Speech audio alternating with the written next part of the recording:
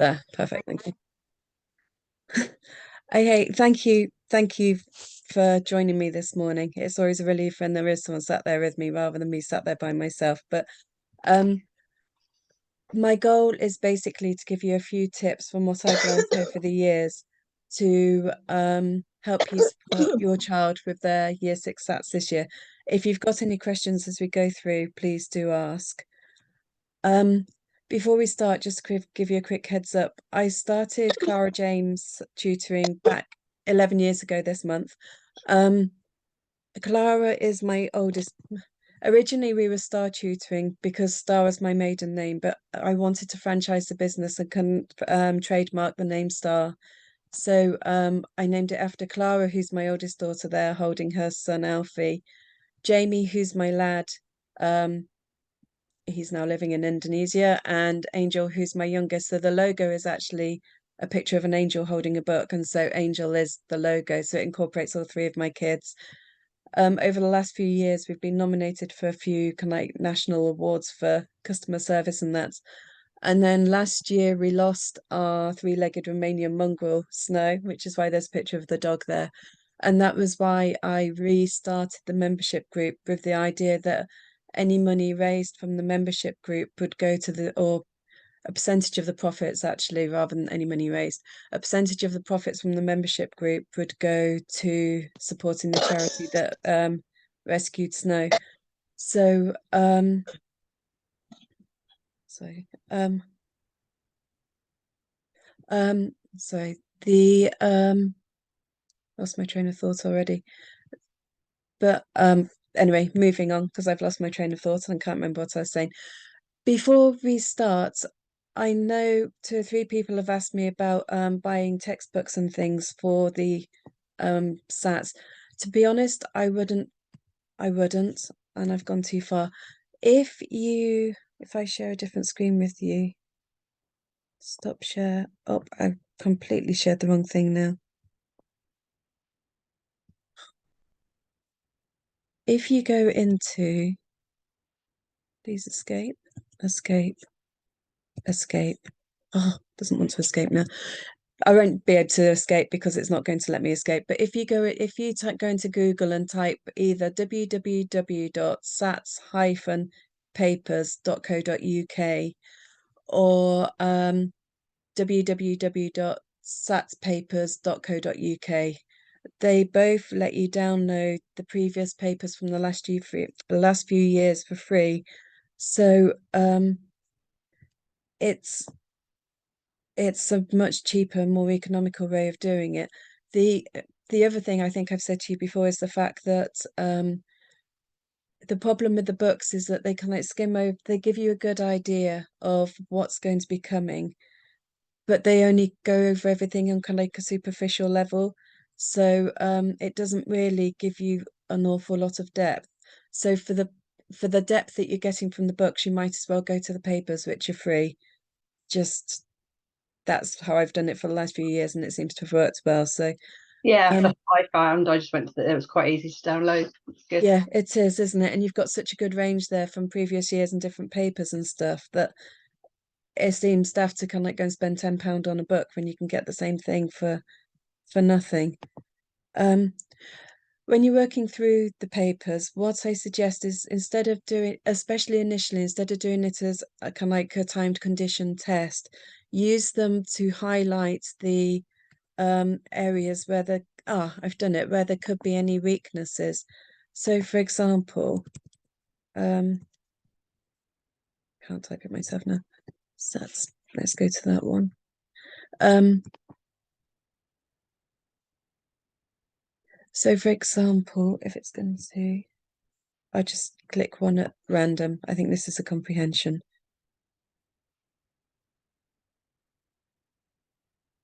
If I probably shouldn't have done it with comprehension, but as you're working through, is if it's the reading that's the proven to be the problem, then um use these as guides for work, for building confidence, rather than kind of like saying, right, you're going to sit down now for the next 45 minutes or whatever, and you're going to complete the test and we'll see how you get on. Because a big part of it is boosting their confidence. Because while and if you can't boost the confidence, they're going to walk into the exam thinking they can't do it because they've seen all these papers before and they struggled with them. So what I would do is find a paper, work through it together, and then use that to highlight, let's find a maths one, areas which might be proving to be difficult. So that's better. Let's go with that. And then just jot down a note of areas which are kind of like proving to be a challenge, and then go back and work on that later. Or if I'm working with Katie or whoever, if I'm working with your child or one of the other tutors are working with your child, can I say, look, we've been doing the papers. This is something that we found is proving to be difficult. Do you mind working on addition with kind of like 4-digit numbers, or do you mind working on let's find another question. Subtracting fractions, or do you mind working on long division or whatever it may be, but use these as more to as a highlighter rather than as a formal test. As they get more confident, then maybe start using them as a test, but initially use it more to kind of like just work out where you are and where you need to go, sort of thing. Go back into this. Sure. Are these SAT papers? Are they like the prep the school does? Is that they all? I know that's for you might come on to this, but is it good? Just preparing for them. Is it good training for secondary school, or the prepping for the SAT papers? Um, Sort of in the respect that it can like, if there are areas where they're struggling, it's going to highlight them before they get to secondary school and they move on to higher, harder things. And so, and let me stop screen sharing a second. So you're better prepared for them when you get there because you've already got an inkling that this could be a challenge. But I think more than anything, when it comes to doing the stats, a lot of secondary schools will just kind of like make their own assessments as to where the child is. And Right. so it is more than anything just kind of like, is the child regard for 99% of the children, they are going to be sitting their sats. I know one or two children who the parents have kind of like said, no, my kid's not doing it. And they've gone on holiday for the week or whatever. But for 99% of the children, they will be doing the tests. The schools want them to do well because it reflects on the school. So there's a lot of pressure from the school onto the teacher, and then the teacher onto the parents, and the parents and the teachers onto the children. And it's just kind of like, so in that respect, preparing them for the papers is going to help them prepare themselves for the test. But it will also give you kind of like a forewarning that if there are areas which are proving to be more challenging, then you know what they are, and you can kind of like work on it in advance. Mm. If I'm just waffling, tell me, because I am very good at waffling. Good. Makes sense. um percent. Okay, back again. So yeah, use those as kind of like highlighters. Rather than yeah, rather than natural tests. And highlighter isn't a test, it's more than anything, it's just an opportunity to become familiar with what they're going to be experiencing in the test, how it's going to be laid out, the sort of questions they're going to receive, how they're expecting it to be answered. It bemuses me, I must admit, that there's questions in the SATs paper where they only get 1 mark, yet it's obviously going to take quite a bit of working out.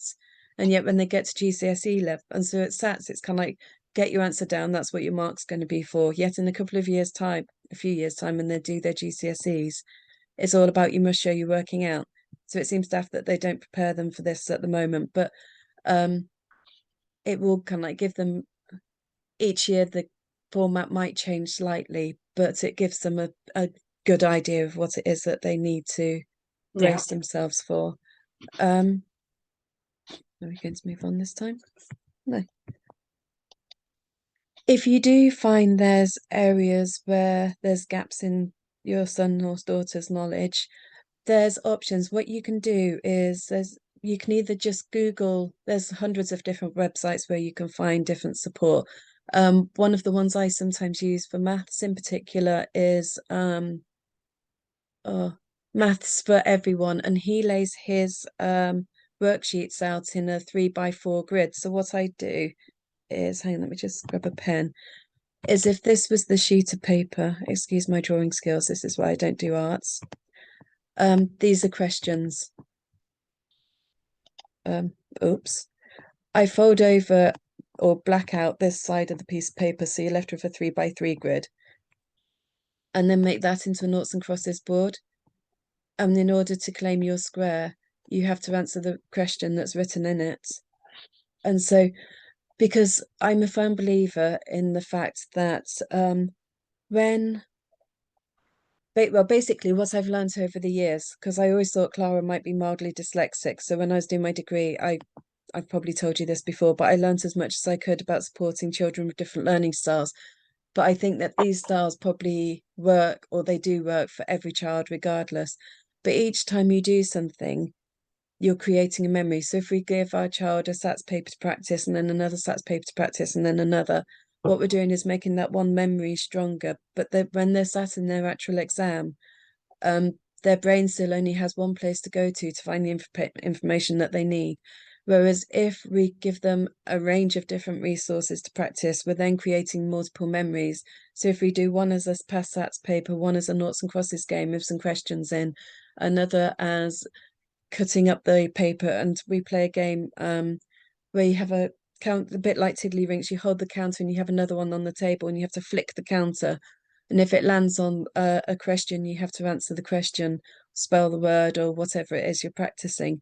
And the person who answers the most or spells the most is the winner. So it's again just kind of like presenting the same thing but in a different format. So the only problem with that with the SATs papers are because you only get 1 or 2 questions per page, you'd either have to have a very big table area or something in order to get all the bits laid out, or you're wasting an awful lot of paper as well to kind of like print it all out, to chop it all out. But if you're practicing kind of like individual bits where you found problems while you've been practicing, if that makes sense, then that game works quite well. So you can either go onto generic websites and things. Obviously, like I said, if myself or one of the other tutors are working with you, just kind of like say, look, this is something we've spotted that needs a bit more practice. And then if you want us to, that's something we can focus on. And we've also got the membership group, um, which I think you're definitely a member of. But there's resources in there, and if there isn't a resource in there that's relevant, let me know, and next month I can do the resource focus or the bundle kind of like focused on that one thing, because I've probably got the resources on the computer. It's just they're kind of like in a very elementary sort of kind of presentation. They just need tweaking and improving a bit before I put them out there for general observation. So do let me know, and I can always make that the next month's bundle, or just drop you some emails or whatever, or some resources across or whatever. So do let me know if there are things that you're struggling with. Okay, thank you. These are just some general suggestions. If you're practicing things like spellings, the spellings, as you know, for the SATs are an awful lot easier than they are for the 11 plus, but some of the ideas that we use are each week now I'm going to put a new set of spellings from previous years SATs papers in the group. Once I finish filming this video today, this evening, I'll upload the video of the first set of spellings. But once you've got the list of spellings, actually, if I find them, that would probably work better if I can find them. So bear with me 2 seconds. And then I can actually show you with the words.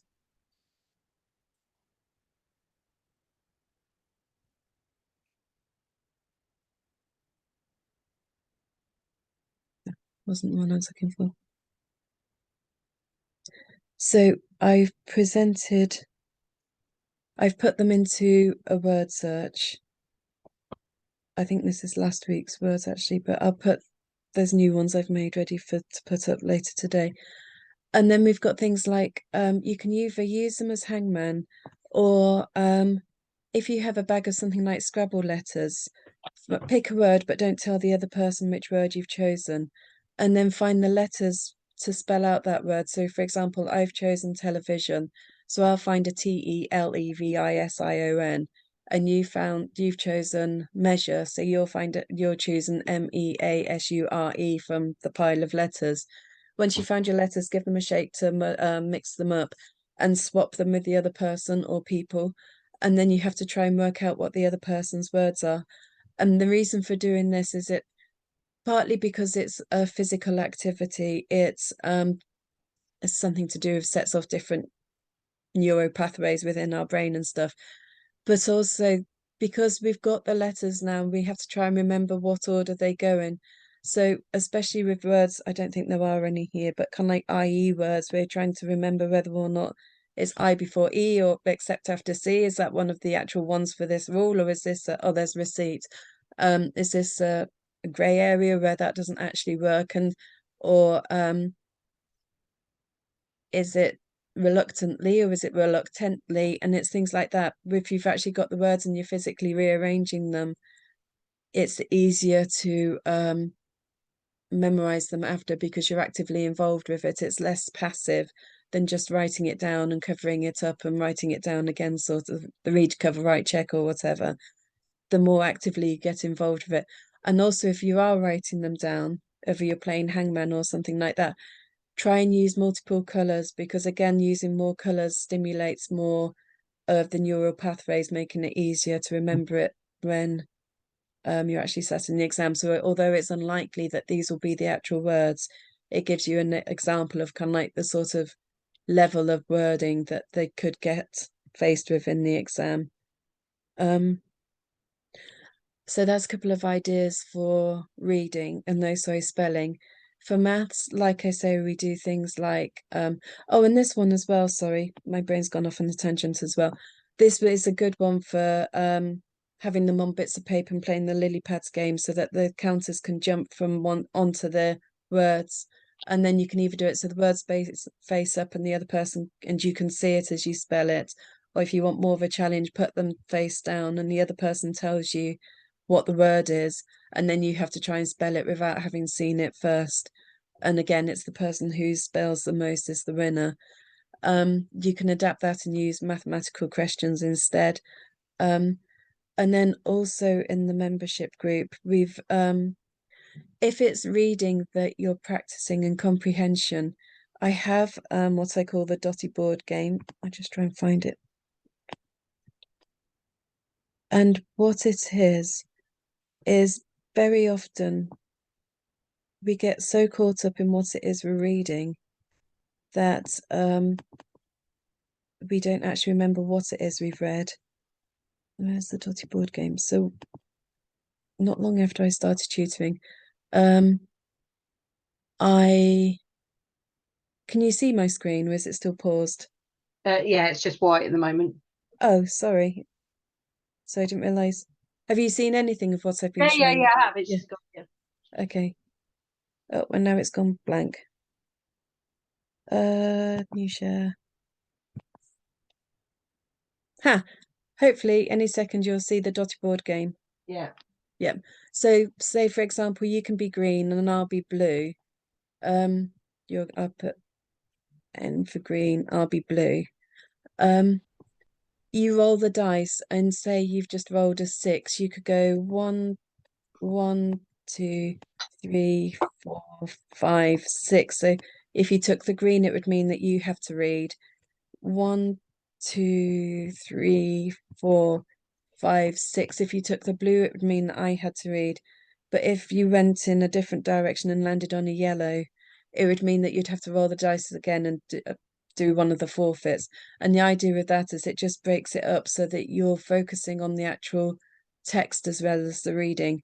And then over in the membership group, there's different books with different tasks. Well, there's tasks for different books so that if it happens to be one of the books that you're reading, and it's just again to help pull the information out of the text. So, for example, it might be in The Last Bear, one of the questions is to draw a picture of April's back garden, you and annotate it using quotes from the text. So, for example, in the actual test, they might be asked for 3 facts about April's back garden. So it's asking you the same question but doing it in a slightly different manner.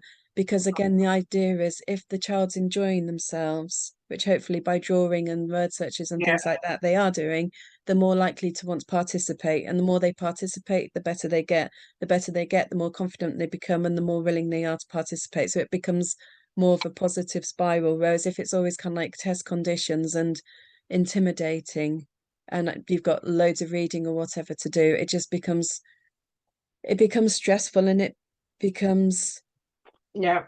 yeah, it just becomes another of those situations where it's kind of like, oh, this is more hassle than it's worth, and we'll do it later, sort of thing, and then we'll do it later and do it later, and it just doesn't happen, or it's just tears and upset. Whereas if we can kind of like make it a bit more fun, then hopefully the idea is they enjoy it and they're more willing to participate, even if it's a quick 5 minute game of noughts and crosses or something, practicing the times tables. So you can like have a grid, each number on the grid. So you fill each square in the grid with a different number. Yeah. Say you're practicing the 15 times table. Um, Before I can claim my square, I have to multiply the number written there by 15. So if I want to go in the middle, that'd be 4 times 15. Right. You have your go, which would be 60. If you wanted to have your go, then you choose the 7, and you'd have to work out 7 times 15, 105, etc. And there's the normal game.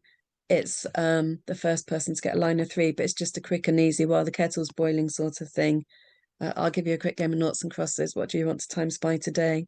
Or you can put a different word in there that you have to cover and spell, or um, you can put a different word in there and you have to kind of like give the definition of it or something like that. So um, it depends the area that you're focusing on, but it can be adapted to almost anything within a couple of easy seconds. Um, Okay. Trying to think what else we've got. I can't think of anything, but any questions? Yeah, no, that makes sense. Okay, perfect, excellent. In that case, I won't put it back onto the big thing again. I'll just quickly say thank you for joining me.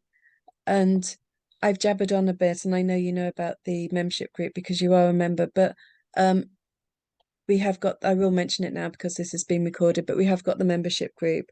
Um, like I say, it's free for those that retutor or siblings of those that retutor. But if you do want to join us, then a percentage of the membership each month goes towards supporting the rescue charity that I mentioned initially.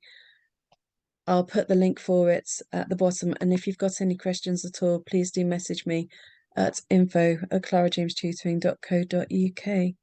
And I shall stop.